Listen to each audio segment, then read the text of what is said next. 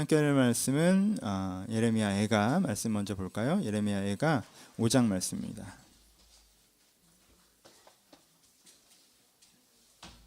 예레미야 애가 5장 19절 말씀입니다.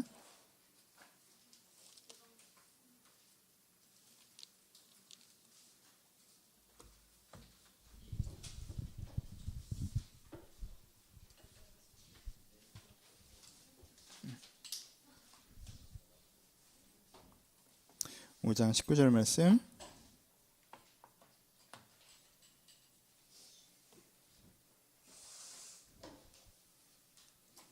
같이 읽겠습니다. 시작. 여호와여 주는 영원히 계시오며 주의 보좌는 대대에 이르나이다. 아멘. 한 군데를 더 볼까요? 히브리서입니다. 히브리서 제가 갖고 있는 성경은 신약성경 356페이지에 있습니다. 히브리서 4장 16절 말씀. 히브리서 4장 16절 말씀 같이 읽겠습니다. 시작. 그러므로 우리는 긍휼하심을 받고 때를 따라 돕는 은혜를 얻기 위하여 은혜의 보좌 앞에 담대히 나아갈 것이라. 아멘.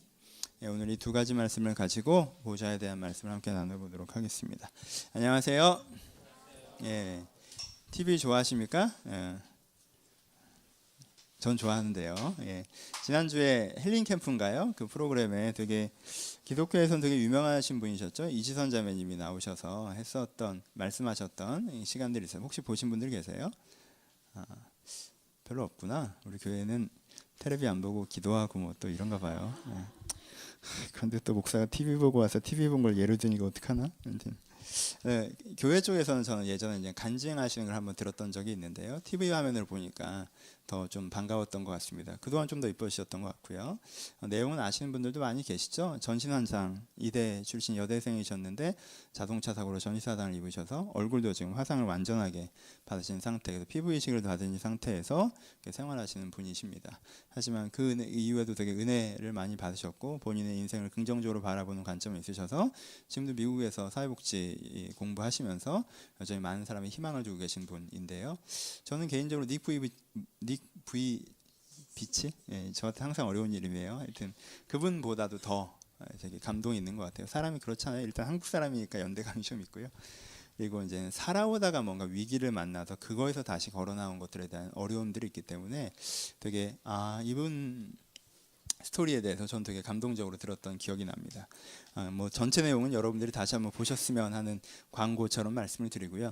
한 구절을 인용하면서 시작하려고 하는데요. 이분이 후반부에 좀 이런 내용의 얘기를 하셨어요. 제가 멘트를 정확하게 기억하고 있지는 못하는데 행여나 이 방송을 보시면서 저를 보시고 내가 되게 그래도 감사하다. 저렇게 화상당한 사람도 사는데 나도 열심히 살아야겠다라고 생각하시는 분이 있다면 그렇게 생각하지 않아줬으면 좋겠다라는 얘기를 좀 하셨어요. 왜냐하면 그렇게 해서 감사를 느낀다면 그 바로 옆에 성유리가 앉아 있었는데 이 바로 옆에 앉아 있는 이분을 보면 그 순간 다시 불행해질 수밖에 없다는 거죠. 왜? 성유리를 보고 안 불행할 자신 있어요? 네. 이게 납득이 안 간다는 표정으로 앉아 있어. 납득이 다 갈 것 같은데. 참고로 저희 아내가 성유리 닮았다는 얘기를 많이 듣고 있습니다. 그래요, 미안해요. 편집해 주세요. 하여튼 포인트 있죠. 내가 나보다 못한 사람을 보면서 감사를 느낀다면 그래 더 어려운 사람도 있는데 뭐 더 힘든 사람도 있는데 이렇게 감사를 느낀다면 곧장 나보다 더 나은 사람을 보는 순간 그 감사는 사라질 수밖에 없다라는 거죠. 그렇죠? 그래서 그것이 아니라 좀 절대적인 감사, 내게 있는 것을 누구랑 비교해서가 아니라 절대적인 감사를 깨달을 때에만 진짜 우리가 감사하면서 살아갈 수 있다, 이런 맥락의 얘기를 하셨습니다. 오늘 여기랑 되게 잘 연결되는 얘기인 것 같아서 인용하면서 시작하는 거고요. 거기에 대해서는 뭐가 필요한 거죠? 사실 그러니까 기준이 필요하다는 얘기죠. 내가 옆을 기준으로 보고 현재 나를 느끼고 있느냐, 아니면 위를 기준으로 보고 현재 나를 느끼고 있느냐에 대한 부분이라는 거예요. 내 인생이 좋다, 싫다, 힘들다, 감사하다, 원망스럽다, 이렇게 내가 느껴지는 감정, 생각, 그거 자체만 보지 마시고요. 내가 그 감정과 생각이 드는, 내게 그 감정과 생각을 들게 하는 기준점이 무엇인지 다시 한번 생각해 보실 필요가 있다는 것입니다. 여기서 성경에서 얘기하는 것을 이야기하기 전에 일반적인 얘기를 먼저 해봐야겠죠. 우리가 일반적으로 쓰는 기준점은 어디에 있는 거죠? 우리가 일반적으로 쓰는 기준점은 옆의 기준을 많이 쓰죠, 그렇죠? 내 주변 사람들의 기준을 많이 씁니다. 그리고 요즘의 사회 문화, 그러니까 내가 요즘 실제 겪고 있는 것을 기준으로 되게 많이 쓴다라는 거죠, 그렇죠? 겪고 있는 것을 기준으로 쓸 때는 한 5가지 정도 특징이 나타납니다. 첫 번째 나타나는 것이 파도 현상이라고 합니다. 근데 이미 설명드린 거예요, 파도 현상. 어때요? 바닷가에 가서 가끔 이렇게 파도 타실 때 있죠. 이렇게 에버랜드가 이렇게 밀려나는 파도 말고요. 이렇게 좀 깊이 들어가면 에버랜드에서 좀 안쪽으로 들어가시면 그 자리에서 위로 올라갔다 내려갔다 하잖아요, 그렇죠? 올라갔을 때는 되게 높은 것 같고 내려왔을 때는 주변에 물 속에 내가 갇힌 것 같은 느낌이 들 때가 있죠, 그렇죠? 이게 파도입니다. 파도를 탈 때 느끼는 파도 현상이라고 하는데 어떤 거예요? 나보다 좀 더 괜찮은 사람 볼 때는 내가 훅 내려가는 기분이 들고 나보다 좀 더 못한 사람 볼 때는 내가 훅 올라가는 기분이 들고 이게 반복된다는 거죠, 그렇죠? 그냥 웬만한 애랑은 사귀고 있어요. 그런데 옆에 애인이 없는 애가 있어요. 이렇게 올라가죠. 그래, 쟤도 있는데 뭐 이 정도면 소중한 애인이다라는 생각이 듭니다. 그렇다가 내가 보기에 정말 이상적인 연애를 하는 것 같은 애가 보여요. 그러면 내가 왜 얘 붙잡고 뭐 하고 있는 거지? 얘가 내 인생의 종착점일까? 좀 내려가죠. 약간 이거 왔다 갔다 하게 되죠. 내가 그냥 웬만한 직장에 다니고 있어요. 그냥 이렇게 재밌지도 않고 연봉도 그냥 그렇고 근데 그냥 다녀요. 정규직이고 괜찮은 직장이라고들 해요. 근데 옆에 보니까 일을 못하는 하고 취업이 아직 안 된 애가 있어요. 계속 감사하고 내가 살아야지라고 올라갔다가 봤더니 막 내가 꿈꾸던 일을 하고 있는 애가 있는데 나보다 돈도 더 많이 받아. 그러면 난 왜 뭐 하고 살았는 건가 이런 생각이 올라가죠. 그렇죠? 신앙도 약간 그렇죠. 이렇게 그래 내가 그래도 불신자에서 세속적인 사람을 보면 내가 저런 사람보다는 좀 그래도 다행이다 감사하다라고 하다가 좀 은혜 받고 변화돼서 되게 신앙으로 힘받고 사는 사람을 보면 하나님 날 안 사랑하나? 왜 난 이러고 있지? 약간 이렇게 내려가죠. 그렇죠? 파도 현상은 나보다 못한 사람을 보면 조금 올라갔다가 나보다 잘하는 사람은 조금 내려가요. 근데 이게 왜 파도 현상이라고 그래요? 이게 끝없이 반복되죠. 그렇죠? 여러분들이 주변을 통폐할 만한 탑은 아닐 거 아니에요. 세상엔 그런 사람이 없거든요. 심지어 여러분들이 어느 위치에 가시던 여러분들이 좀 더 잘난 사람이 있어요. 그렇죠? 이건희도 우리나라에서 경쟁 안 하고 자기가 100등 안에 못 들어서 짜증내고 막 그런 거잖아요. 세계 서열 몇 위 안에 들었다가 못 들었다가 그것 때문에 스트레스 받을 거 아니에요. 그렇죠? 그러니까 전교 78등이 느끼는 감정을 그대로 느끼는 거 아니에요, 사실. 그래서 왔다 갔다 하는 거란 말이에요. 옆에 비교하는 순간은, 그렇죠? 비교하지 않고 내 길을 갈 때야 안 그러겠지만 옆으로 비교하는 순간은 그렇게 된다는 거죠. 나보다 좀 더 나은 사람이 나보다 좀 더 못하는 사람이 내 주변을 형성하고 있기 때문에 이 파도 현상이 되게 반복됩니다. 그런데요, 배 위에서 보면요, 본인은 파도 타고 있는 것 같지만 배 위에서 보면 그 사람은 어때요? 그냥 같은 수면에 떠 있는 거예요, 그렇죠? 옆이랑 비교하면서 파도 형상을 해서 자기 입장에서 난리가 났어요. 올라갔다 내려갔다 올라갔다 내려갔다 난리가 났는데 사실 좀 더 객관적으로 보면 그 사람은 그냥 그 수준에서 계속 움직이고 있다라는 거예요. 그렇죠? 이게 파도 현상입니다. 두 번째는 적응이라고도 표현하고 고정화라고도 표현하는데요.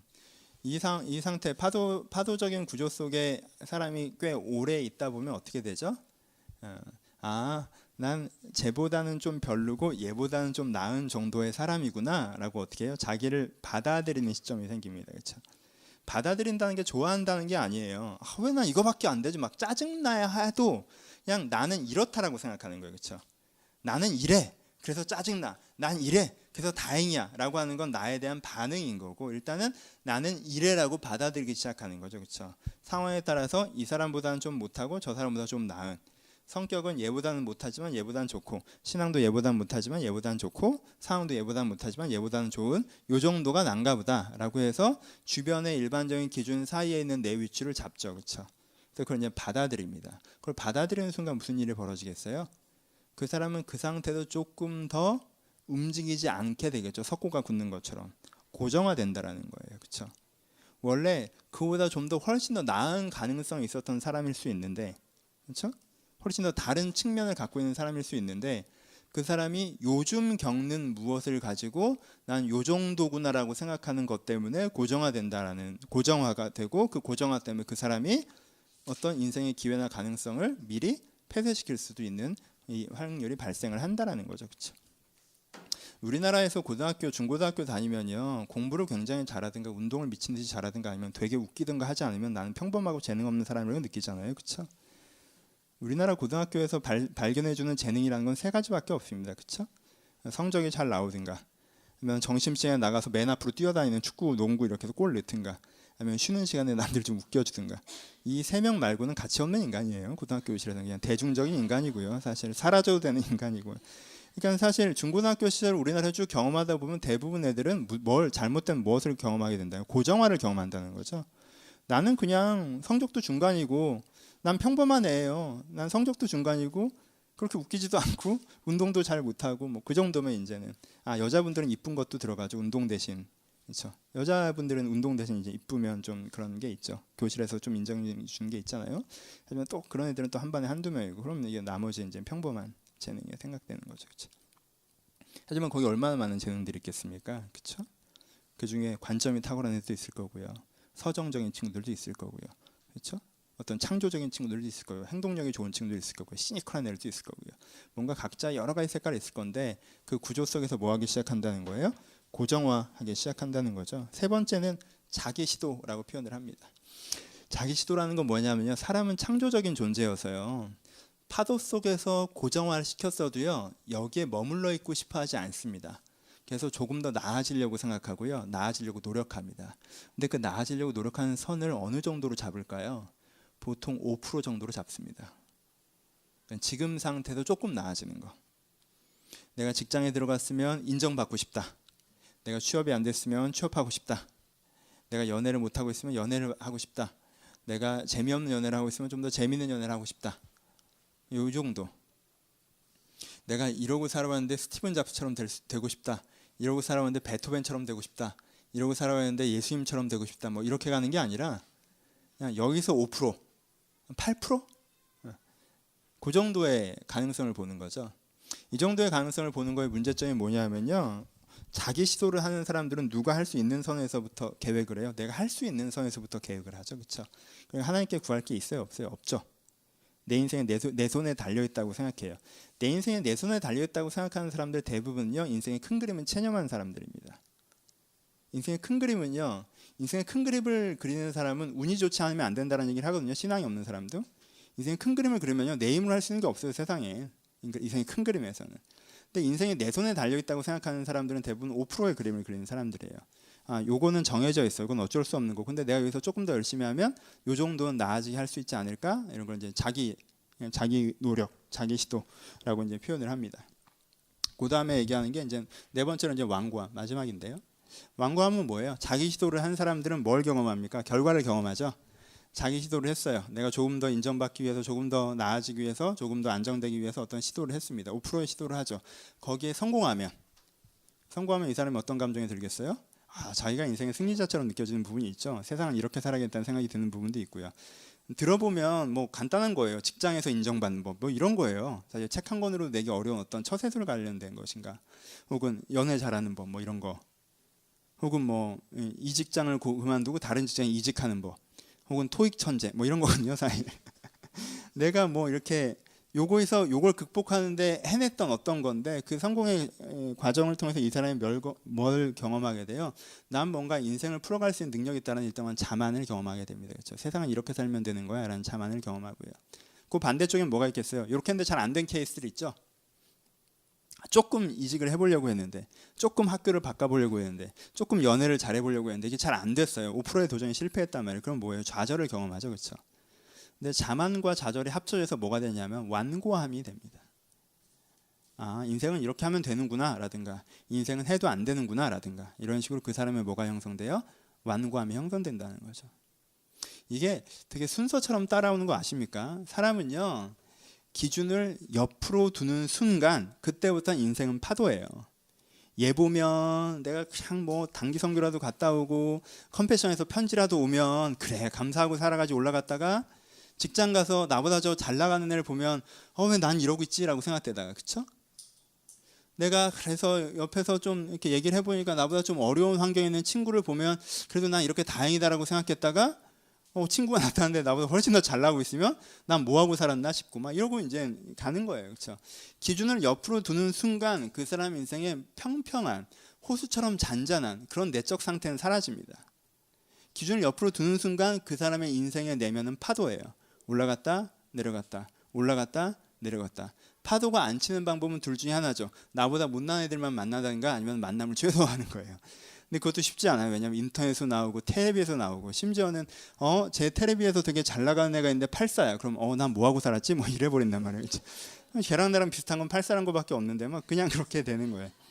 쟤는 벌써 저런 돈을 벌었는데 나는 여기서 이러고 있구나. 뭐 이런 식으로 간단 말이에요. 그렇죠? 툭툭툭 튀어나오지 않아요? 난 가끔 그러던데. 옆을 기준으로 두는 순간 나한테는 파도가 시작되고요.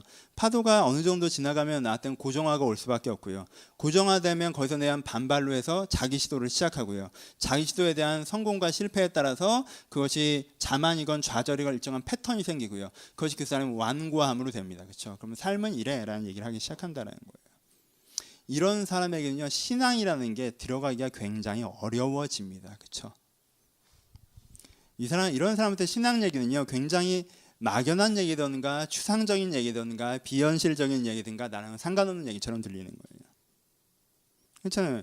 자기 시도 내가 할 수 있어요. 근데 뭐 하나님께 구합니까? 그렇잖아요. 내가 생각하기엔 인생은 이런 거예요. 근데 뭘 하나님께 배우겠어요? 내가 살아오기에 감정이란 건 항상 이렇게 이랬는데 뭐 주의 평안이란 거 이런 것들 어떤 개념들이 생기겠습니까? 그렇죠? 내가 옆으로 두는 순간 예배를 드리고 뭐 종교 활동을 해봐도 평안이 안 오더라고요. 그렇죠? 기준이 엮이는 상태에서는. 그리고 하나님께서 너를 구원하시고 바꿀 수 있고 뭐 이런 성자적인 삶을 얘기해도 그건 나랑 상관없는 그 사람들 얘기고 난 그냥 이 정도의 사람이라고 얘기하는 거고요. 그렇죠? 고정하죠. 그리고 뭔가 자기 시도에 막혀있기 때문에 하나님의 도움을 받는다는 생각도 별로 없고 자기의 완고함이 있고 인생이 이렇다는 생각 때문에 하나님께 배워야 된다는 생각도 별로 없는 상태로 진입하게 되는 거예요. 이게 기준을 옆으로 두는 사람들의 일반적인 특징입니다. 그러니까 여러분들 스스로 물어보셔야 돼요. 난 기준이 옆에 있나 위에 있나 보셔야 돼요. 옆 사람을 기준으로 살아가기 때문에 나머지 도미노가 발생하는 거예요. 우리는 자주 기준을 옆으로 둔 다음에 이것이 내가 특별하게 발견한 인생의 화두이고 하나님의 논리적인 맹점이며 해결되지 않는 삶의 모순이라고 자꾸 얘기를 하는데 그게 아니에요. 그냥 인생의 기준을 옆으로 두는 순간 파도, 고정화, 자기시도, 완고함은 그냥 드르륵 오는 거예요. 그럼 그 다음엔 어떻게 돼요? 그 다음에 완고함의 실패 버전이면 하나님께서 나한테 해주신 게 뭐가 있냐 뭐 이런 식으로 가는 거고, 완고함의 성공 버전이면 땡큐가 그런 다음에 자기가 자기 인생을 사는 거고, 그렇죠? 자기 시도의 과정에 있으면 하나님 요즘에 난 바빠서 이렇게 되는 거고, 그냥 뭐 인생에 내가 좀 해놓고 해야지 이렇게 되는 거고, 그렇죠? 고정화에 대한 거면 그냥 나는 뭐 이런 거지 뭐 나를 좀 더 대단한 사람을 만들었으면 진작에 나를 대단하게 만들어놓고 그런 얘기를 하지, 이렇게 만들어놓고 뭐 나를 대단하게 만들었다는 둥 나를 사랑한다는 둥 뭐 놀라운 교회를 갖고 있다는 건 뭐 요셉의 축복이 어쩌고저쩌고 이런 얘기는 17살에 내가 속지 지금 내가 30살에 내 위치가 빤히 나오는데 내가 속아, 약간 이런 태도가 되는 거지. 옆에 계십니까 위에 계십니까? 오늘 본문은 기준이 위여야 된다고 얘기하는 거죠. 그렇죠? 나를 판단하고 평가하는 기준이. 그렇죠? 보자라는 단어를 씁니다. 이제 보자론. 이제부터 이 부분이 재밌는 부분이고 이제부터 지루해지는 부분인데 벌써 몇 분이 가셔서 내가 두렵네. 같이 가자. 어려면 교회 안 된대. 같이 가요. 보자론을 얘기해야 돼요. 보자라는 단어가 나오죠. 그렇죠? 성경에서 이렇게 표현되어 있네요. 다시 한번 제가 예레미야서를 읽어드릴까요? 여호와여 주는 영원히 계시오며 주의 보좌는 대대에 이르나이다라고 얘기합니다. 주의 보좌는 대대에 이르나이다. 여러분 너무 뻔한 구절이고 너무 자주 들린 구절이라서 이런 구절에서 별로 감동이 없죠, 그렇죠? 근데 너무 성경에서 자주 등장하는 이 패턴의 구절들을 좀 봅시다. 여러분 보좌라는 것이 무엇입니까? 보좌론에 대한 얘기를 좀 할 텐데, 보좌라는 것이 무엇이죠? 의자죠. 누구의 의자입니까? 왕의 의자죠. 통치자의 의자입니다. 우리는 이런 시대에 살지 않기 때문에 이 느낌이 별로 없어요. 그렇잖아요. 여러분들 왕이 있는 시대에 살지 않잖아요. 여러분 대통령을 보면 왕처럼 생각하지 않아요. 그 사람은요, 그 사람들 또 하나의 대한민국 헌법이라는 기준 속에서 움직이는 거예요. 그렇죠? 그러니까 우리가 보좌를 보면서 느끼는 감동은 어느 정도의 감정이어야 되는, 우리가 헌법을 보면서 느끼는 감정이어야 되는 거예요. 헌법보다 더 큰, 그게 결정하면 그게 맞는 거예요. 그렇죠?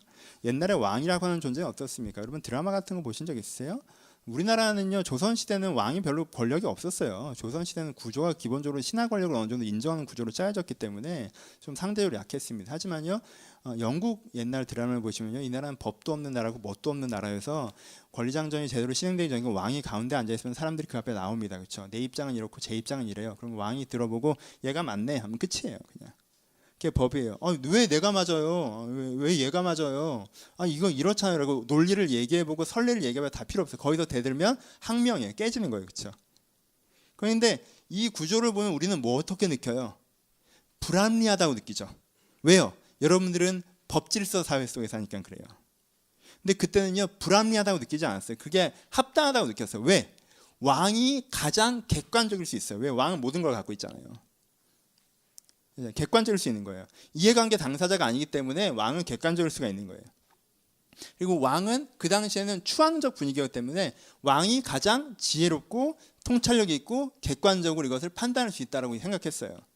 그 전에 다른 사람이 생각해 봐야 그건 이해관계에 얽혀있는 생각이고, 법이란 걸 만들어 봐야 케이스 바이 케이스가 다르기 때문에 안 된다고 생각하고요. 가장 지혜롭고 힘 있는 사람이 결정하고 그 결정을 따르는 게 사회 통념상 가장 좋다고 생각했던 거예요. 여러분 상상해도 잘 안 될 거예요, 아마. 우리는 민주주의 사회에 넘으면서 왕정은 나쁘다는 쪽으로 다 세뇌를 받았기 때문에 왕이 선할 수 없고 왕이 판단에 실수를 하고 왕은 잘못하고 막 이런 생각을 많이 해요. 근데 여러분 법이 실수하고 법이 판단을 잘못하고 법이 실수할 수는 없습니까? 있죠. 근데 우리는 법질서를 존중하는 게 계속 사회에 건강한 것이다 이렇게 생각하잖아요. 그때는 왕이 그랬다라는 거예요. 왕이 실수할 수도 있겠지만 기본적으로 왕이 판단하는 게 가장 맞다고 생각했다는 거죠. 그러니까 보좌라는 게 뭘 상징해요? 보좌라는 것 자체, 왕권이라는 것 자체, 권위라는 것 자체 뭘 상징해요? 가장 맞다라는 걸 상징하는 거예요. 그렇죠? 그러니까 가장 맞다라는 거예요. 그리고 그게 맞는 게 그냥 어떠한 가치의 그냥 논리적인 맞음이에요. 가장 된다라는 걸 상징하는 거예요. 그렇죠? 맞는 게 되는 거죠. 제가 여러 번 얘기하는 거죠. 가장 맞다라는 걸 상징하는 거고요. 그냥 맞기만 한 맞음이 아니라 그대로 된다는 거예요. 그렇죠? 왕이 얘랑 싸웠는데 네가 맞아 해줬어요. 얘가 맞아 해줬는데 나가더니 야 그래도 난 왕이랑 의견이 틀려. 난 네가 해달라는 대로 안 할 거야. 이렇게 돼요? 안 돼요. 그때부터는 왕의 강제력이 들어가는 거예요. 그전에는 둘 문제였을지 모르겠지만 그때 얘가 말을 안 들으면 이게 왕과 나 사이의 문제가 되는 거거든요. 그러니까 왕은 이걸 어떻게 해요? 되게 한단 말이에요. 그렇죠? 그러니까 왕의 보좌라고 하는 것은 맞는 것이고 되는 것이에요. 그리고 세 번째, 보좌의 큰 의미 중에 하나는요, 재판관의 의미. 그 맞고 되는 그 분이, 그 기준이, 그 진리가 어떻게 하면 나를 판단한다는 거예요. 그렇죠? 이게 보좌론입니다. 오늘 우리가 찬양하는 것도 약간 이 보좌론에 대한 찬양을 했는데, 주께 엎드려 경배드립니다. 주 계신 곳엔 기쁨 가득. 이렇게 표현을 했는데, 하나님, 주인, 나는 경배, 위, 아래, 맞고 모르고, 유능하고 무능하고. 우리는 어떤 구도인지 알아요? 우리는 이 구도를 잘 가져가지 않습니다. 우리는 어떤 구도예요? 우리는 옆에 구도를 되게 네 의견 이렇고 내 의견 이렇고, 하나님 의견 내 의견, 중간에 쇼부 뭐 이런 개념으로 엮여난단 말이에요. 그렇죠? 하나님 의견 내 의견, 하나님 능력 내 능력, 하나님 감정 내 감정, 이렇게 생각한단 말이에요. 그렇죠? 여러분 아버지상도 제가 성경 공부할 때 말씀드린 거 있죠. 여러분 성경에서 얘기하는 아버지는 어떤 아버지예요? 가부장제적인 아버지예요. 우리는 또 가부장은 나쁘다고 이렇게 머리에 박혀 있어요. 그렇죠? 근데 예전에는 어떻어요? 비유잖아요. 맞고 틀리고를 떠난 게 아니라 성경이 아버지라는 비유를 쓸 때 아버지에게 아들에게 아버지라는 존재는요 무조건 맞은 존재예요. 그렇죠? 모든 걸 갖고 있는 존재고요. 그분의 유산과 정신을 내가 이어받을 수 있다는 게 영광스러운 존재예요. 그렇죠? 요즘의 아버지는 내 옆이에요? 옆보다 살짝 아래죠. 아버지는 답답하고 아버지 생각은 좀 무시되고 아버지는 그냥 날 응원해주고 격려해주고 또 돈이 남으시면 현금도 좀 주고 이 정도 나보다 살짝 아래. 그렇죠? 그러니까 우리가 하나님 아버지라고 하면 우리가 갖고 있는 아버지 단어를 쓰는 거예요. 그렇죠? 하나님 왜 그건 그렇게 해요? 잔소리 좀 하지 마요. 그냥 도와줘요. 날 믿어줘. 아버지가 할 일은 자식을 믿어주는 거야. 뭐 이런 식으로 가는 거죠. 그때 썼던 비유의 용어가 다르다는 거예요. 그렇죠? 비유의 용어가 다르다는 거예요. 그러니까 여기서 보좌론이라고 얘기할 때는요. 정말 객관적으로 맞는 기준이라는 게 존재하고 진리가 맞는 기준이라는 게 존재해서 난 이런데? 라고 하는 게 아니라 나는 잘 모르고 그 맞는 기준이라는 게 있으니까 그걸 내가 배워가고 알아가고 그리고 그것을 배우고 알았다면 그대로 그 능력을 따라서 이루어가는 게 진리 보자. 지금 얘기하는 옆에 사람이 나에게 기준이 되는 게 아니라 하나님이 나에게 기준이 되시고 진리가 나에게 기준이 되는 삶의 상태를 얘기를 하는 거예요. 그렇죠? 근데 히브리서에서는 한 가지를 더 하죠. 뭐라고 표현합니까? 히브리서에서 말씀하시기 이렇게 표현합니다. 그러므로 우리가 긍휼하심을 받고 때를 따라 돕는 은혜를 얻기 위하여 은혜의 보좌 앞에 담대히 나아갈 것이라고 얘기하죠. 여기서 구약 예레미야에서 얘기했던 보좌론보다 하나를 더 첨가합니다. 뭘 첨가하죠? 은혜의 보좌라고 얘기해요. 구약의 보좌론은 어떤 거예요? 맞고 대고 판단하는 거예요. 그렇죠? 왕의 기준이 훨씬 더 강하죠. 근데 여기서 히브리서는 뭘 강조합니까? 은혜의 보좌를 강조해요. 맞고 되고 판단해요. 하지만 판단하고 끝내는 게 아니에요. 판단해서 얘가 잘 모르고 잘 못하고 잘 안 됐을 시에는 은혜의 보좌. 이 보좌에서 이가 그렇게 변화돼서 할 수 있도록 돕고 오히려 격려하고 섬기고 힘을 주는, 그렇죠? 그게 은혜의 보좌. 일반적인 왕의 보좌와 다른 은혜의 보좌라고 얘기하는 거죠, 그렇죠? 이게 이 두 가지 성경 구절에서 성경이 얘기하고 있는 보좌입니다. 여러분들에겐 보좌가 있습니까? 여러분들에겐 하나님이 계십니까? 여러분들에겐 주인이 계십니까? 여러분, 기독교 정신은요, 하나님을 주인으로 섬기는 종의 삶입니다. 그렇죠? 내 유익을 구하지 않고 하나님의 유익을 구하는 것입니다. 뭔가 억압당하고 폭력적으로 사용당한 것 같으십니까? 단어를 조금 바꿔봅시다. 기독교의 추구는요, 이게 덜 정확한 표현이지만 기독교의 표현은요, 진리를 위해서 사는 것입니다. 그렇죠? 그리고 나의 이해관계와 유익이 아니라 진리의 이해관계와 유익을 따라서 사는 것입니다. 그렇죠? 여러분, 어떤 목사님이 멋있는 목사님이에요? 어떤 성직자가 멋있는 성직자입니까? 테레사를 주로 많이 얘기하죠. 테레사가 어땠죠? 자기 이해관계나 유익으로 따지면 어땠어요? 자기 이해관계로 따지면요, 이렇게 사는 건 너무 고생스러운 삶이에요. 저는 그 사람이 세계적인 명성을 얻었으니까 그래도 많은 걸 얻었지 않나 생각할지 모르겠지만요, 캘커타를 가서 그가 일했던 조그마한 집을 한번 보세요. 이번 세계 사람들이 자기를 알고 있으면 뭐합니까? 내가 오늘 일어나는 집은 똑같은 3층짜리 조그마한 수녀원이에요. 1층에 내려가면 오늘도 죽어나가는 사람들이 가득합니다. 그 사람들을 데리고 내가 오늘도 그 사람을 섬기고 그 사람의 죽음을 지키고 임종을 지키고 예수를 전하는 게 내 오늘 일상이란 말이에요. 그렇게 평생을 살아가신 거예요. 그렇죠? 어쩌다가 노년에 어쩌다가 격려의 기회가 있었죠. 사람들이 찾아오기도 하고 어디서 찾아가기도 하지만 그분 다시 이곳으로 돌아오셨죠. 그렇죠? 내 이해관계를 추구하지 않은 거예요. 하나님의 이해관계, 진리의 이해관계를 추구하는 거죠. 그렇죠? 내 생각대로 하는 것이 아니라 내가 하고 싶고 내가 이루고 싶고 내가 좋은 것을 하는 게 아니라 진리에 맞는 것을 하고 진리에게 유익한 것을 하는 걸 여러분들이 존경스러운 성직자라고 얘기할 거예요. 그렇죠? 성직자만 그래요? 공직자도 그러죠. 그렇죠? 여러분, 지가 대통령 하고 싶은 게 꿈에서 대통령 하는 사람들은 뭐예요? 탐욕과 권력을 쫓는 사람이라고 우리가 얘기하잖아요. 대통령을 하려면 뭐가 있어야 되는, 공직자를 하려면 구급공무원을 하려도 뭐라고 했어요? 그게 안정된 직장에서 하는 게 아니잖아요. 진짜 공무를 하려면 뭘 하는 거예요? 내가 나라에 봉사한다는 생각이 있어야 된다고 얘기하는 거잖아요. 그렇죠? 공직을 한다는 건 나라에 봉사한다는 생각이 있어야 됩니다. 뭐예요? 뭐가 있어야 되는 거예요? 진리를 추구하고 진리의 이해관계에 따라서 하는 거예요. 그렇죠? 그렇지 않은 공직자를 여러분들이 욕하고 그렇지 않은 성직자를 여러분들이 욕합니다. 공직자와 성직자만 그렇게 사는 것입니까? 아니죠. 여러분들이 그렇지 그 기준을 내 삶의 기준으로 쓰지 않는 그 사람을 비난하는 건 좀 우스운 거예요. 그렇죠? 어제 그것이 알고 싶다 봤어요? 재밌는 거 나왔었는데. 봤구나. 아, 자꾸 목사니까 방송 나올 때면 뜨끔뜨끔해가지고. 거지 목사님 얘기 나오셨죠? 되게 장애인들을 위해서 살아가셨던 한 분 목사님이 원래부터 장애인이셨고 장애인을 위해서 살아가셨어요. 그래서 제 생각엔 어느 지점부터 이분이 변질됐는지 모르겠는데 초반에는 안 그랬을 것 같아요. 그렇죠? 초반에는 안 그랬을 것 같은데 어느 지점부터 이분이 법인카드 비슷한 걸 만드셨네요. 그렇죠?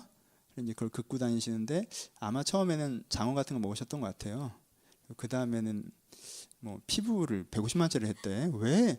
난 그게 제일 이해가 안 가. 좀 이렇게 좀 고생스러워 보여야 되는 거 아닌가? 뭐 그런데 다니시고, 뭐 그 다음엔 노래주점 다니시고, 그 다음엔 안마방 다니시고, 그 다음에 뭐 또 이제 숙박업소 다니시고 이렇게 카드로 엄청 긋고 다니시는 게 이제 걸려가지고 이제 또 난리가 나셨고 또 어떤 아프신 분들을 거의 방치해 놓으셔서 돌아가시게 해서 또 난리가 나고 뭐 이렇게 여러 가지 나쁜 짓을 많이 하셨어요. 집에 가서 보시면 오늘 기분 나쁘게 주무실 수 있으실 거예요. 어제 그걸 봐가지고 내가 기분이 안 좋아가지고 왜 우리가 그 사람을 비난합니까? 누구 유익대로 움직였어요? 자기 생각대로 자기의 이해관계를 따라서 움직인 거잖아요. 우리가 그를 비난하려면 어떻게 해야 돼요? 물론 그 사람이 거짓말한 건 비난하는 건 당연하고 비난받아야 당연하지만 우리가 종교인으로서 그를 비난하려면 종교적 가치로서 사회적 규범에서 속였다 사기꾼이다 이거 말고 종교적 가치에서 그를 비난하려면 우리가 어떤 사람이어야 된다는 거예요. 내가 진리를 추구하면서 내 이해관계가 유익이 아니라 진리의 이해관계가 유익을 위해서 살고자 하는 기본 흐름 속에 있을 때 내가 이 목사는 지가 성공하고 싶은 거야. 이 목사는 야망이 있어. 저 목사는 돈 때문에 하는 거야. 저 공직자는 지가 권력욕이 있는 거야. 저 사람은 진짜 그냥 철밥통이고 안정돼서 저 자리에 있는 거야. 라고 누군가를 공직자와 성직자를 비난하려면 여러분들 가운데 최소한 삶의 기준 가운데 그런 기준이 있어야 되지 않나요? 그렇죠? 그리고요. 여러분 그게 아름답다는 걸 아시겠습니까? 여러분 옆 사람을 기준으로 살아갈 때는요 파도가 치죠. 옆 사람을 기준으로 살아갈 때는요 고정화돼요. 근데요 여러분 정말 진리를 기준으로 내가 진리를 추구하고 내 이해관계 아니라 진리의 이해관계를 추구하면서 살아간다고 생각해 보세요. 첫 번째 무슨 일이 생기냐면 그 사람이 겸손해집니다. 안일해지는 게 아니에요. 겸손해지는 거예요. 뭐예요? 사람이라고 하는 게 어떻게 되는 거예요? 이제까지는 기준이 뭐였어요? 옆이었죠. 기준이 옆이어서 내가 조금 더 성공하고 내가 좀 더 안정되고 내가 좀 더 인정받고 뭐 이런 게 기준이었단 말이에요. 그렇죠? 근데 기준이 바뀌었어요. 위에요. 사람이라고 하는 게 진리를 좀 알고 사람들과 더불어 사랑하면서 살고 세상을 좀 더 나은 곳으로 만들면서 사는 게 이게 사람답게 사는 거고 사람이면 이렇게 살아야 되는 거고 사람은 이렇게 살 때 제일 행복하다. 기준점이 잡혔어요. 그 기준점에서 나를 바라보는 거죠. 그렇죠? 주변 사람들이 좀 칭찬해 주는 것이나 내가 사회적으로 좀 성공한 것이나 뭐 그런 것이 아니라 그 경제적으로 여유가 생긴 것이나 그런 것이 아니라 그 기준점으로 나를 바라보게 되는 거예요. 진리의 기준으로 하나님의 기준으로 팔복의 기준으로 산상수훈의 기준으로 나를 바라보게 되는 거예요. 그러면 이 사람이 느껴지는 첫 번째 현상은 뭐예요? 겸손함입니다. 그렇죠? 내가 멀었구나. 내가 사람답게 살려면 좀 더 변화돼야겠구나. 그렇게 그 기준으로 비춰보면요 주변 사람이 보기엔 너 힘들어서 어떡하니? 라고 얘기할 때 하나님 보시기엔 잘하고 있어가 될 수도 있잖아요. 그렇죠? 주변 사람들을 보기엔 야 너 좋겠다라고 얘기할 때 하나님 보시기엔 너 정신 나갔구나 라고 얘기할 수 있는 거잖아요. 그렇죠? 옆의 기준을 봤을 때와 위의 기준을 봤을 때는 전혀 다르다는 거예요. 그렇죠? 그러니까 내가 위의 기준으로 봤을 때 나타나는 첫 번째 현상은요 겸손함입니다. 겸손함. 내가 뭐나 된 것이고 저 사람 위아래 이런 게 없어요. 여러분 이 겸손함은 어떻게 되는 건 줄 알아요? 태양 앞에 비치는 잔잔한 호수 같은 마음으로 되는 거예요. 파도가 쳐서 난리가 나는 게 아니라 내 마음이 저 태양을 받으면서 반짝거리는 느낌으로 잔잔하게 그 태양을 바라보고 있고 마치 이 파랑 속에서 요게 올라가고 저게 올라가고 이 정신없는 게 아니라 내가 저 멀리 태양을 바라보면서 잔잔한 가운데 저것을 기대하고 희구하는 상태. 이 겸손함의 상태가 이 사람의 내적 상태가 된다는 거예요. 두 번째 이 사람에게 자유로움이 있죠. 어떤 자유로움? 여러분 생각해 보세요. 여러분 그러지 않아요? 보름이 안 그러나? 음악할 때도 어때요? 정말 음악이 좋아서 할 때는 되게 갑자기 인터뷰인데 음악이 좋아서 할 때는 음악이 좋아서 할 때는 되게 행복한데 옆 사람이랑 경쟁하면서 하면 좀 힘들지 않아요? 우울하죠. 그렇죠? 설교를 준비할 때도요. 내가 진리를 가르치려는 마음에서 하면 행복한데요. 옆 사람이랑 경쟁하면서 하려고 하면 우울할 것 같아요. 우울합니다, 실제. 그렇죠? 4시간이라고 몇 번을 얘기하라. 주여. 그래요. 음악이 좋아요, 경쟁이 좋아요. 그래요. 주여. 어머니 잘 부탁드립니다. 다시 한번. 네. 음악이 더 좋죠. 그렇죠? 그럼 음악 안 하고 그냥 싸움 같은 거 할래? 어차피 경쟁인데? 뭐 수학 경시 이런 건 어때? 에? 수학으로 다 죽여버리는 거야. 그런 건 싫어? 네. 우리 안에 진짜 어떤 경쟁의 콩시루에 켜가지고 예빈나 이제 경쟁을 시작해서 잘 모르는데 한 20년 하면 알 거야. 하여튼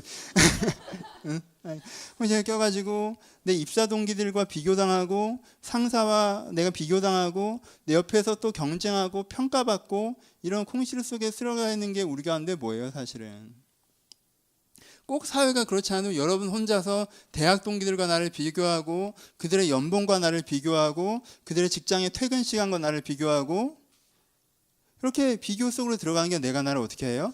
얽매죠. 그렇죠? 여러분 많은 비교를 하는 사람일수록 많은 동아줄에 스스로를 묶는 겁니다. 그렇죠? 근데 그게 아니라 내가 정말 내 인생을 바라보는데 내 주변이 보이는 게 아니라 내가 하나님께서 생각하시는 그것을 바라보고 내가 나만의 싸움을 하는 거예요. 내 레이스를 달려간다고 생각할 때 그 사람한테 뭐가 있어요? 자유로움이 있는 거예요. 이런 식으로 자기 자신을 바라보는 사람들에게 진정한 겸손과 자유로움이 있을 수 있습니다. 그리고 그 사람들에게 뭐가 있어요? 아까 얘기했던 감사가 있죠. 감사가. 그렇죠? 여러분들 오해하지 마세요. 그러니까 아까 그분이 너무너무 잘 얘기해 주셔서 이 감사를 설명하기가 어려운데 그분이 TV에서 너무 좋은 예를 들어주셨어요. 근데 생각해 보세요. 내가 그래 손가락이 아예 없는 것보다 2개라도 있는 게 낫지 감사하다. 여러분 이건 되게 어려운 거예요. 내가 죽지 않았으니까 다행이다. 이건 되게 어려운 거예요. 내가 죽지 않았으니까 다행이다라는 말을 언제 할 수 있는 줄 알아요? 그래도 살아있는 것만으로 얼마나 감사한 이걸 언제 할 수 있는지 알아요? 여러분 처음엔 못합니다. 그렇죠? 차라리 날 왜 꺼냈어? 차라리 날 죽게 내버려 두지. 왜 꺼내서 내가 이 고통을 받고 이 몰골을 내가 겪게 라고 할 수 있어요. 언제 내가 살아있는 게 감사한 줄 알아요? 이 삶에 대한 소망이 있을 때 내가 살아있는 게 감사한 거예요. 내가 2손가락으로 할 게 있는 게 2손가락이 있는 게 감사한 거예요. 내가 숨이 붙어서 할 줄 아는 게 있고 하고자 하는 삶이 생길 때 삶에 대한 소망이 있을 때 살아있다는 것 자체로 감사할 수 있게 되는 거예요. 여러분 삶에 대한 미래와 비전과 소망, 아까 얘기했던 나를 겸손케 하는 그 하나님의 햇살 같은 인생을 저렇게 살아야 되고 사람은 저렇게 살아야 되는 것인데 라는 그걸 보잖아요. 그 뷰를 보잖아요. 그러면요 내가 지금 살아있다는 것에 감사할 수 있는 거예요. 내게 지금 기회가 주었다는 게 감사할 수 있는 거고요. 지금 이제까지 남들과 비교했을 때 크지 않아 보였지만 내가 갖고 있는 작은 역량, 그것이 내 꿈을 이루어가는 종잣돈이기 때문에, 그것이 내 꿈을 이루어가는 내 기본 씨앗이기 때문에 그것이 감사하게 느껴지기 시작하는 거예요. 그렇죠? 그렇지 않겠어요? 여러분 목사가 천박하게 표현합시다. 죄송한 표현을 하면 목사가 성도 숫자를 세워요. 그래서 우리 교회는 50명이 나오는구나. 근데 옆에 보니까 나랑 똑같은데 100명이 나와. 난 뭐 한 건가? 난 뭘 잘못하고 있나? 쟤는 어떻게 하나? 옆에를 봤더니 30명이 나와. 쟤보단 내가 낫다. 이러면 얘가 미친 거잖아. 그렇지 않으면 제정신이 아닌 거죠. 그게 50명에 대해서 감사하는 거예요? 그게 이 교회에 대해서 감사하는 마인드예요? 내가 얘보다는 그래도 좀 나으니까 근데 저만은 못하지. 이게 감사하는 거예요? 이건 감사가 아니에요. 내가 꿈꾸는 교회가 있어요. 이루고자 하는 교회가 있단 말이야. 근데 50명이라고 하는 기회를 갖고 있어요. 지금 10명일 때 50명일 때랑 똑같은 거예요. 10명일 때도 똑같이 감사해요. 50명일 때도 똑같이 감사하고. 인원이 늘어났다고 감사가 커지는 게 아니에요. 어떤 의미에서. 한 명일 때도 똑같이 감사해요. 왜? 이 한 명으로부터 하나님께서 나에게 그 꿈을 주셨으니까 이 한 명으로부터 그렇게 내가 해나갈 것인데 그래도 이 한 명이 있으니까 얼마나 소중해. 여기서부터 출발할 수가 있는 거잖아요. 그렇죠? 그게 살아있는 것도 감사한 거예요. 위의 기준으로 보는 사람은요, 오늘 주어진 삶을 감사할 줄 압니다. 위의 기준으로 보는 사람은요, 자만하지 않아요. 내가 뭐나 된 것처럼 하지 않아요. 오히려 되게 스트레스 많이 받습니다. 저렇게 돼야 되는데 이러고 있네. 여러분 저렇게 해야 되는데 이러고 있네. 옆으로 기준하는 사람은요, 저렇게 해야 되는데 이러고 있네 하는 순간 불평이에요. 그렇죠? 하지만요, 저렇게 해야 되는데 이러고 있네. 내가 빨리 저렇게 되어가야지. 여기에서부터 이 구조를 짜는 사람은요, 오늘 주어진 것에 감사하면서 내가 그러면서도 가난하고 겸손하고 그리고 꿈꾸는 미래를 향해서 달려갈 수가 있는 거예요. 옆을 기준으로 쓰는 사람은요, 내가 감사하면 안일해지고, 왜? 저 못한 놈보단 낫다라고 생각했으니까 그냥 안일해질 거 아니에요. 그렇죠? 열정을 가지면요, 짜증나는 거예요. 내가 저렇게 되는데 지금 이 모양이네라고 생각하니까. 근데요, 하나님의 기준으로 바라보고 있는 사람이, 진리의 기준으로 바라보고 있는 사람이 내가 저 삶과 저 사람이 되어야 되는데 내가 하나님께서 지금 요 정도의 나아가는데 가능성과 기회를 주셔서 내가 저기를 오늘도 한 걸음 한 걸음 걸어갔다 있다고 생각할 때 겸손하며 자유롭고 감사할 수 있는 거예요. 그렇죠? 그리고 네 번째가 간구입니다. 아까 얘기했죠? 은혜의 보좌. 은혜의 보좌. 은혜의 보좌 앞에 나간다고 얘기합니다. 내가 저게 맞구나. 사람이 저렇게 살아야지. 진리대로 살아야지. 내가 주변 사람과 비교하지 않고 자유롭게 여기서부터 출발하면서 저기까지 간다. 근데 여기서부터 요거 갖고는 저렇게 될 수는 없잖아요. 그렇죠? 그렇죠? 근데 요거에 감사하고 요거 갖고 저렇게 될 수 있다는 생각하는 이유가 뭐예요? 뭐예요? 이걸 내가 만든 게 아니라 내가 최선을 다해서 겨우 요걸 만들었어가 아니라 이걸 주신 하나님이, 왜 이것도 내가 만든 게 아니잖아요.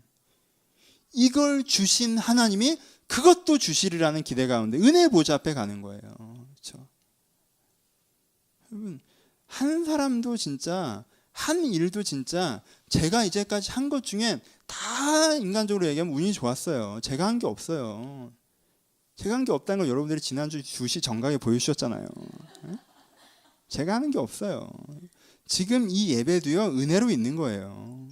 이게 있으니까 있고 되니까 되고 무조건 앞으로 가나요? 그렇지 않아요. 그렇게 되는 게 아니에요. 그러니까 뭐가 생기는 거예요? 내가 이루었다고 생각하면 여기가 내 최대치라고 생각하지만 이것도 주님께서 주신 거라는 걸 알 때 그것도 주님께서 주실 거라는 기대를 가지고 뭐예요? 간구하며 은혜의 보좌 앞에 담대히 나갈 수가 있는 거예요. 어떤 사람이 하늘의 기준을 갖고 있는 사람이, 진리의 기준을 갖고 있는 사람. 오케이?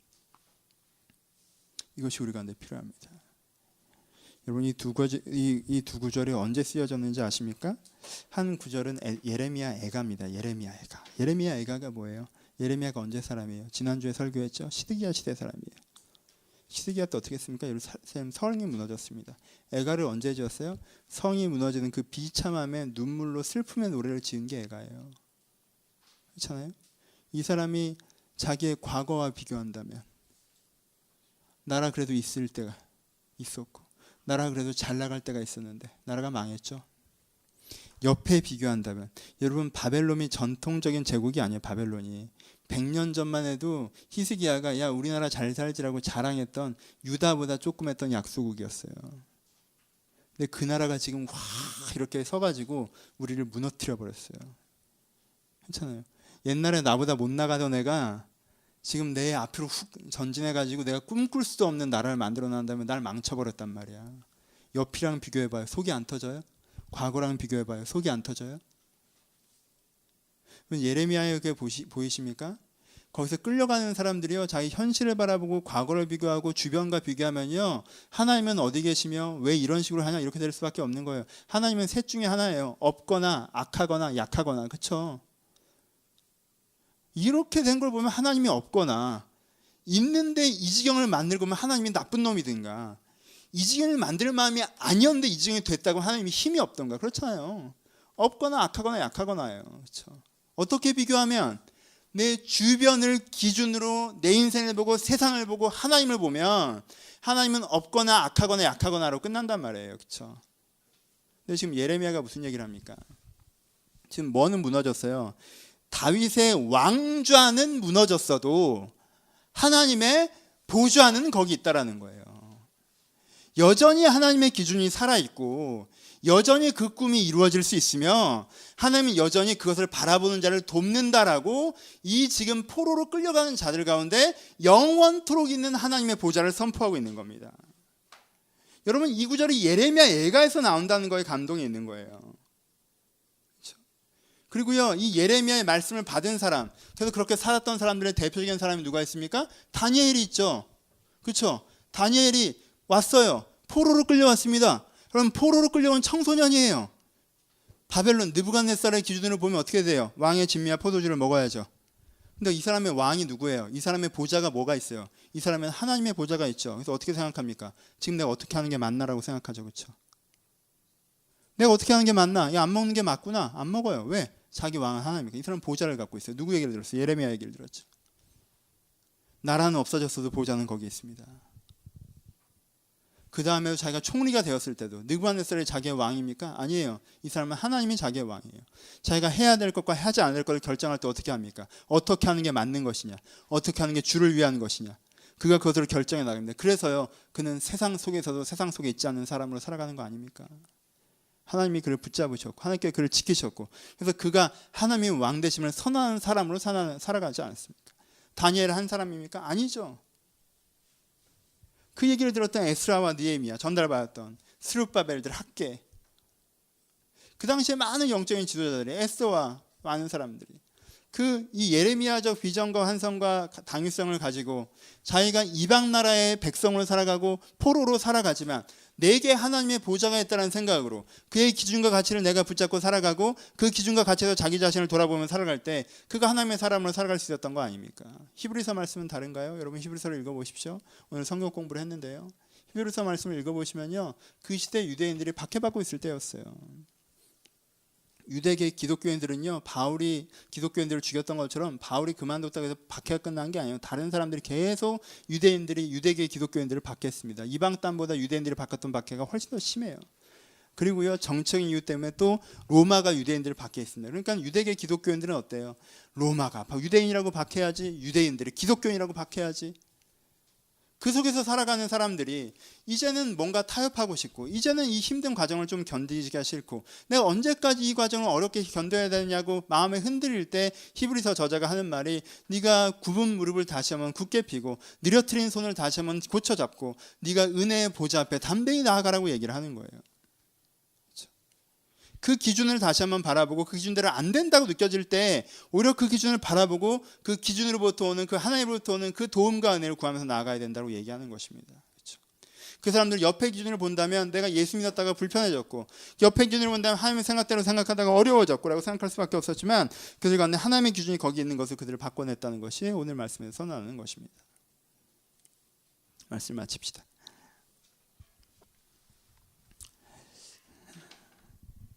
우리는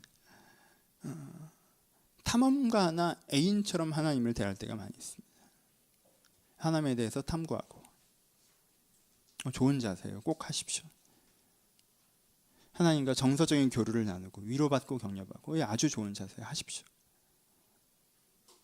근데 오늘 얘기하고 싶은 거예요. 하나님 여러분들의 주인이십니까? 여러분들에게 기본적으로 내가 잘하건 잘못하건 대명제로 내가 주의 뜻대로 살고 주를 위해서 살겠다라는 것이 있으십니까? 여러분, 내 욕심과 내 생각대로 살겠다라는 걸 우리는 죄라고 얘기하는 종교를 믿고 있습니다. 나 잘 먹고 잘 살고 내가 좋아 보이는 거 하고 내 내키는 대로 살래, 그건 잘못된 거라고 얘기하는 종교를 우리가 믿고 있습니다. 그렇죠? 그게 잘못됐다고 얘기하는데 우리는 무엇을 믿는 것입니까? 우리는 진짜 무엇이 맞는지 배워가고 고민하고 알아가고 알아내서 진짜 맞는 것을, 내 이해관계 유익에 좋건 좋지 않은 것과 상관없이 진짜 맞는 방향으로 내 인생을 끌고 가고, 그리고 그렇게 끌고 가는 것들을 통해서 그러면 결국 너한테도 좋은 거야가 아니라 그렇게 끌고 가는 것들을 통해서 결국에 하나님께 유익이 되는, 진리에 유익이 되는, 세상이 조금 더 나은 곳이 되는 것을, 진리가 확대되는 것을 내 인생의 기준과 모토로 살고자 하는 것, 이것이 하나님을 주인으로 섬기는 삶이라고 얘기하는 것입니다. 우리에겐 이 대전제가 있습니까? 여러분, 이 대전제를 다시 한번 캐냅십시오. 마치 하나님이 옆에 있는 것처럼, 하나님이 아래에 있는 것처럼, 나는 내 인생을 내 옆사람과 비교하면서 내 인생을 이미 다 평가하고 판단하고 파도에 휩쓸렸으면서 내가 하나님을 평가하고 내가 하나님을 판단하고, 그런 하나님과 소통할 수 없는 굴 속에 들어가서 하나님을 부르지 마시고, 내 옆이 신이 되고 내 옆이 하나님이 되고 여러분들의 옆 사람이 여러분들을 평가하고 판단하는 기준이 되어버릴 때 하나님은 더 이상 하나님이시지 못하지 않습니까? 하나님을 다시 한번 그 보좌에 앉히십시오. 하나님 여전히 그 보좌에 앉아 계십니다. 이 보좌라는 단어를 기억하세요. 내 위가 있다는 걸 기억하십시오. 그래서 생각하기 시작하십시오. 여기서 하나님은 나에게 무엇이라고 얘기하실까? 하나님의 견해를 들어보자가 아니라 정말 하나님의 인도를 받고 싶다라는 마음으로, 진짜 내 인생의 바른 방향이 무엇인지 주가 아실 텐데, 좋은 방향이 아니고 바른 방향이요. 내 인생의 바른 방향이 무엇인지 주가 아실 텐데, 내가 그것을 배우고자 하며 그 눈으로 나를 바라보고, 그렇게 내 유익을 위해서가 아니라 진리를 위해서 그것을 행해 나갈 때 여러분 가운데 인간이 느낄 수 있는 진정한 즐거움과 기쁨을 누릴 수가 있으실 거예요. 인간은요, 사람은요, 만들어지길 자기 욕심대로 사는 것에서 만족과 행복을 느끼게 만들어지질 않았고, 자기 욕심대로 사는 것에서는 공허를 느끼게 만들어졌고, 인간은 만들어지길 진리를 추구하며 세상을 아름답게 할 때 가장 큰 만족과 행복을 누리도록 만들어졌습니다. 그것을 통해서 여러분들의 영혼이 채워지는 것을 경험하십시오. 그것을 통해서 여러분들의 영혼이 만족을 얻는 것을 경험하세요. 이것이 얼마나 아름다운 경험이겠습니까? 여러분 인생의 가장 큰 즐거움이 재미있는 데 가서 화려하게 노는 것에 있을 것 같습니까? 아니면 내가 한 사람을 사랑해서 길러내서 그 사람의 건강에 성장한 것을 보는 거에 있겠어요? 그렇죠? 내 인생의 진짜 만족이요, 내가 신나게 놀고 사람들에게 인정받은 것에 있을 것 같아요? 내가 세상을 유익하게 하는 무엇인가를 만들어내는 것에 있을 것 같아요. 인생의 진짜 행복과 유익과 만족은요, 여러분들을 기쁘게 하는 거에 있지 않습니다. 인생의 진정한 행복한 유익과 만족은 여러분들이 세상을 이롭게 했을 때 오는 거예요. 진리를 따르십시오. 진리가 여러분들을 자유케 할 거예요. 진리가 여러분들을 자유케 할 거예요. 이 말은 내가 더 행복하고 재미있게 살아가는 방법을 하나님께서 가르치신다는 처세술이 아니라 내가 진리를 따르는 사람이 됐을 때, 그때 내가 그때로부터 이미 자유함을 경험할 수 있다는 말입니다. 이것을 잊고 지내셨다면 다시 한번 하나님의 주인 되심을 여러분들 발견하셔서 내 주변과 비교하느라 파도에 휩쓸리는 삶에서 벗어나 하나님 앞에서 호수같이 잔잔한 마음으로 감사하며 주를 향해 걸어간 인생을 살아가시기를 주님의 이름으로 축복합니다. 같이 기도하시겠습니다.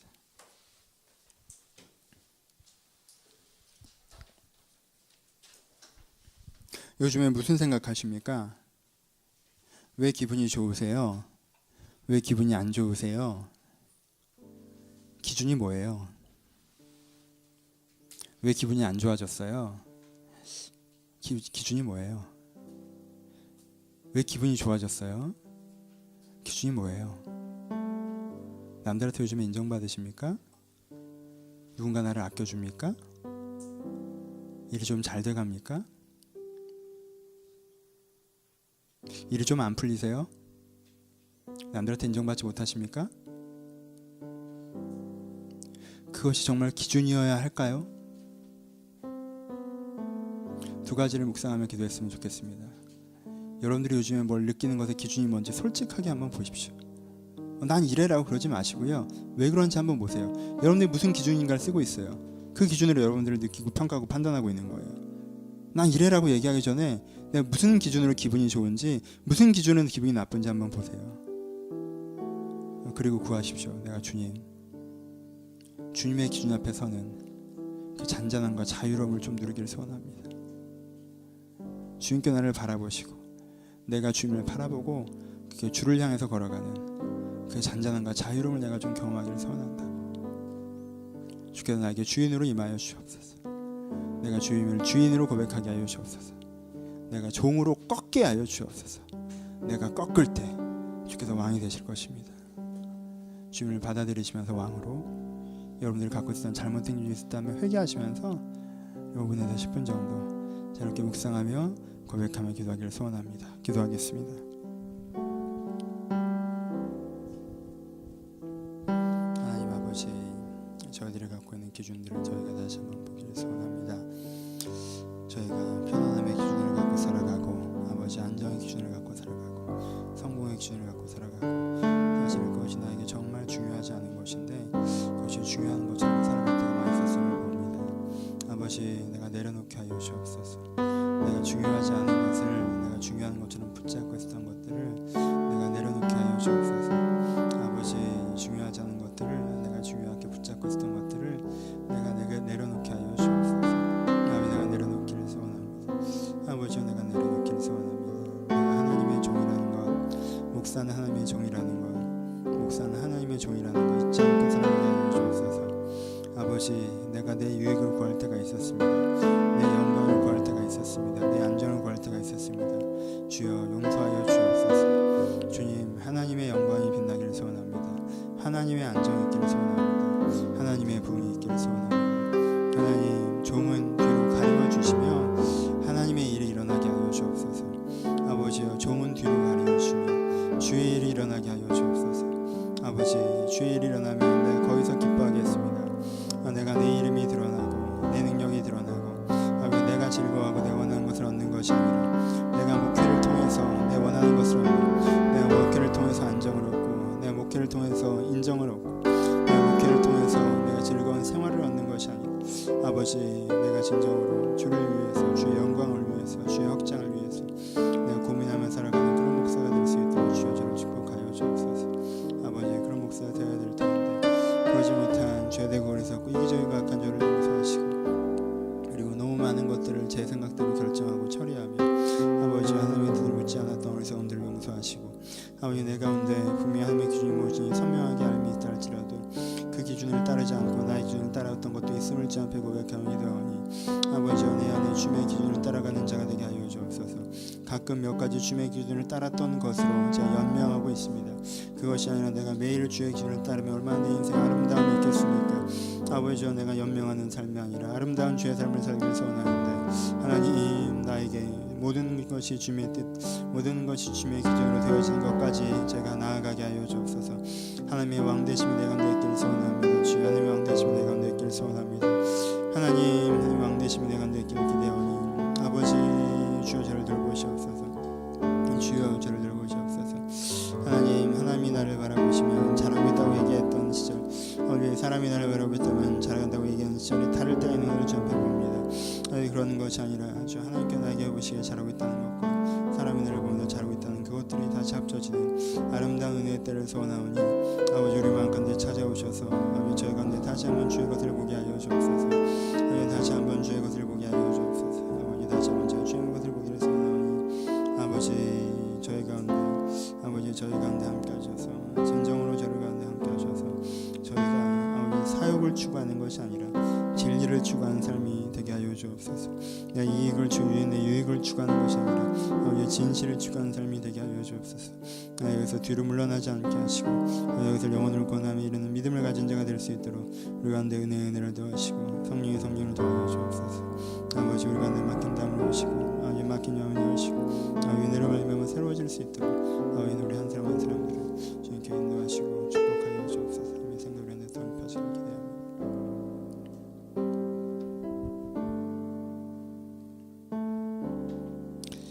우리 한 번만 더 기도하실 때 들을 말씀 생각하시면서 기도하시거나 여러분들의 개인의 기도 제목을 위해서 기도하십시오. 저한테는 되게 무겁게 오는 설교였습니다. 하나님의 주인 되심이라고 하는 게 막연할 수도 있고 여러분들 잘 안 다가설지도 모르겠지만 저는 그렇습니다. 저도 목회를 하면서 요즘에는 자주 이것이 내가 되게 좋아하는 일이고 이것이 되게 나를 안정되게 하고 이것을 내가 되게 인정받게 하고 이것에 대해서 내가 열정을 갖게 하는 일이기 때문에 일을 하는 것이 아닌가라는 하나님 앞에 두려운 질문 앞에 섭니다. 내가 이것을 하는 것이 나도 좋기 때문인지 아닌지 내가 정말 하나님을 위해서 이것을 하는 것인지 내가 내 이름은 뒤로 가리워지고 하나님의 일들이 정말 이루어지를 꿈꾸면서 종처럼 일하고 있는지 저한테는 되게 두려운 말씀을 오는 말씀이었고 다시 한번 주님 앞에 뭔가 결정해야 되는 말씀이었습니다. 여러분들은 어떠신지 묻고 싶습니다. 누이 좋고 매부 좋고 물론 하나님의 일들이 대부분 그렇습니다. 여러분한테 해롭고 주님께 유익한 일을 여러분들 많이 시키지 않으십니다. 근데 묻습니다. 여러분들은 어떻습니까? 종이십니까? 내가 하나님의 종입니까? 정말 어려운 얘기지만 난 주의 영광을 위해서 살고자 하는 마음이 있습니까? 이게 너무 어려운 얘기인가요? 여러분들의 사욕과 욕망을 위해서 사는 게 아니라 진짜 진리를 위해서 살고자 하는 마음이 있습니까?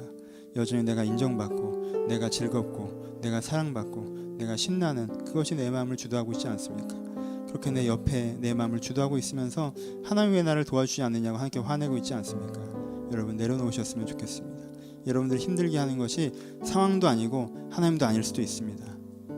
여러분들이 내려놓지 못하는 그 기준일 수도 있습니다. 자유하십시오. 여러분들 죄에서 자유하시길 소원합니다. 진리로 자유하시길 소원합니다.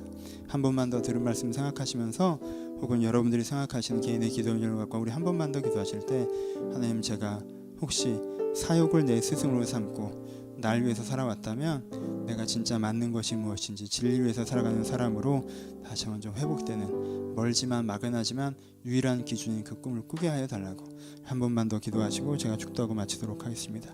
말씀이 와닿지 않은 분들은 개인의 기도 제목들 한 번 더 기도하셔도 됩니다. 여러분들의 심령과 관계와 삶의 현장과 여러분들의 노동을 위하여서 여러분들의 일을 위하여서 학업을 위하여서 우리 자유롭게 기도하셔도 됩니다. 우리 5분 정도 다시 한번 기도하시고 제가 축도하겠습니다. 기도하겠습니다. 사랑하신 주님, 사랑하신 주님, 사랑하신 주님, 아버지 사랑하신 주님, 저희 가운데 말씀을 듣고자 하는 마음과 은혜를 받고자 하는 마음과 하나님을 추구하고자 하는 마음들을 저희 가운데 있게 하여 주옵소서. 아버지 저희 가운데 하나님의 생각을 듣는 마음들을 저희 가운데 있게 하시고, 주의 말씀을 듣는 마음들을 저희 가운데 있게 하시고, 주의 뜻을 듣는 마음들을 저희 가운데 있게 하시고, 주를 향해서 나아갈 수 있는 마음들이 저희 가운데 있을 수 있도록 주 저를 돌보시고 은혜를 허락하여 주옵소서. 하나님 각 사람을 다시 한번 세우시기를 소원합니다. 각 사람을 다시 한번 세우시기를 소원합니다. 내가 부담과 짐을 지고 억지로 하는 것은 아니오나 내 목표와 방향이 나를 위해 사는 것이 아니라는 가장 큰 근거에 저희가 서게 하시며, 아버지 진리 속에 저희가 서게 하시며, 남에게 이용받고 억압받는 삶을 사는 것은 아니나 내가 세상을 좀 더 나은 곳으로 바꿔가는 삶을 살아갈 수 있도록 저를 주관하시고 축복하여 주옵소서. 아버지 나에게 제대로 된 깨달음을 허락하시고 제대로 된 말씀을 나에게 허락하셔서 내가 목사답게 하여 주옵소서. 내가 사역을 쫓는 스승이 되지, 사상의 스승을 듣고 쫓는 자가 되지 않고 내가 목사로 온전히 살 수 있도록, 내가 변질되지 않고 내가 주를 위해서 사는 자로 온전히 살 수 있도록 아버지 저희를 돌보시고 축복하여 주옵소서. 깨우시고 깨워주옵소서. 하나님 진정으로 주님께 다시 한번 저를 깨우시며 내가 깨어나 주의 일을 하면서 살겠사오니 내가 일상의 잠을 자고 일락의 잠을 들지 않도록 하나님 저를 돌보시고 인도하여 주옵소서. 하나님 악한 자를 보면서 악한 목사를 보면서 아버지 정죄하는 마음보다 두려운 마음이 앞섭니다. 아버지 저는 그와 다르리라 자신할 수 있습니까?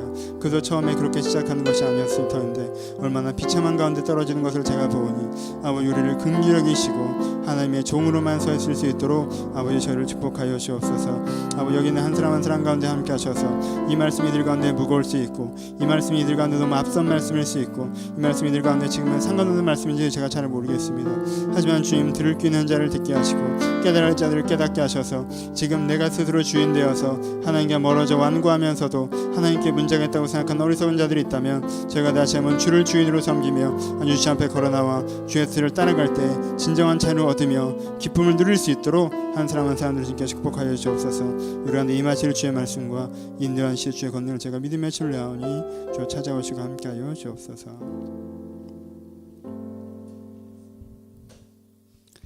하나님, 저희가 하나님을 믿는다 하면서 하나님에 대해 탐구하며 하나님과 교감하며 하나님을 섬기지 않았던 것들을 용서하여 주옵소서.